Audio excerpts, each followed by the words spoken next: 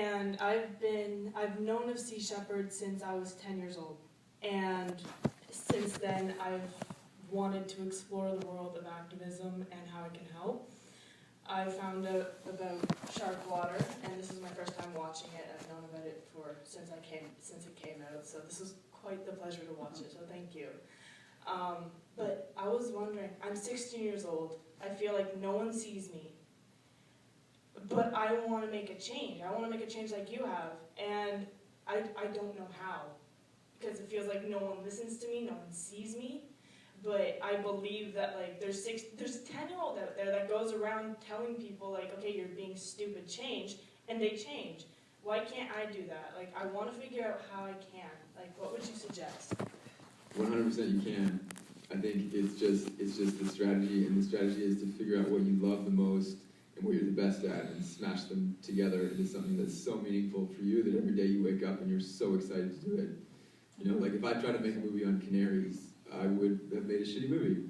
You know, but I loved sharks, and so I could find a way to use my talents and what I loved about photography into making that and telling that story. And because I took one big initial step into trying to change the world, I became indebted to the process. You know, I had to finish it, I had to make a movie because I was in debt financially, I was in debt because I spent my time and my energy on it, and I'd also committed myself to something, so I had a moral obligation to myself to do something about it. If you come to the next event, you can meet a friend of mine, his name's Jonah Bryson.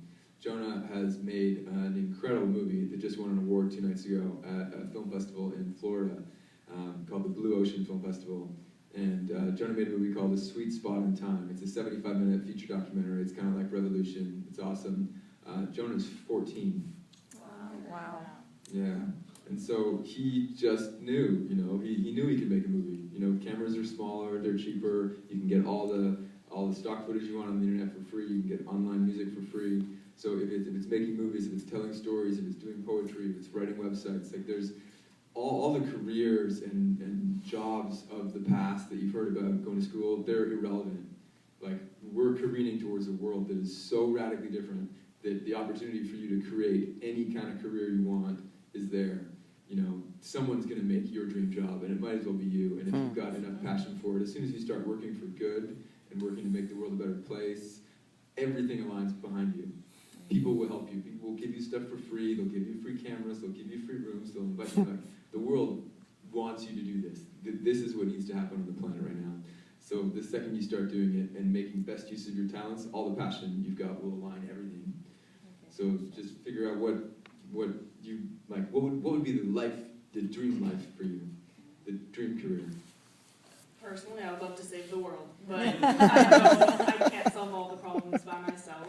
And I want to educate people and show people that there is hope and that we can live in a world that we're not the boss, but we can still live happily and in unity with everything else. But I just feel like the human race is so selfish that we see things, we know we're doing it, but we see things that benefit us and only us.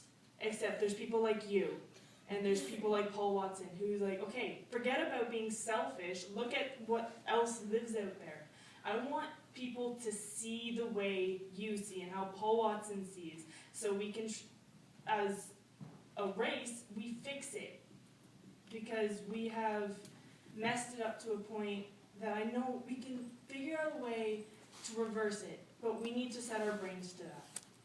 And I think that starts with you seeing the world in that way as well, without the pessimism or without the anger, with the optimism of like, this is the most immense opportunity we've ever had. We're the first generation in history where everyone can be a hero, right? We've never had that before. We've got 1 billion people connected on Facebook, billions of people connected on the internet, the biggest movement that's ever existed. All it needs is little sparks of passion here and there, and you being one of those little sparks of passion can show everyone that this is going to be amazing, right? It's like going to the gym. It kind of sucks at the time, but it's going to be good for you. This is kind of the same thing that we're encountering. We have the biggest task ahead of humanity that any race or any species has ever had, but by tackling that challenge, it's going to call the best in us to the height of our potential. We're going to have to grow, we're going to have to learn, we're going to have to become better people, and because of that, our lives are going to be so much richer for it. And changing the world and working for good is a great filter for cool people. You know, the coolest people I think in the world, the people I want to spend time with, are going to be people that are going to be doing that. So you're going to draw the right people to you.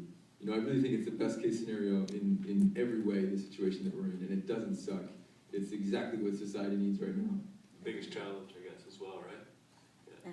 So Rob is going to be on another panel, which will be at 6:30, is that right? 6:30 at the Hot Docs Blur Cinema. And yes, please come. Other people on the panel include your 14-year-old friend, right? He's not on the panel, but He's not on the panel. I can bring him up there. Might as well.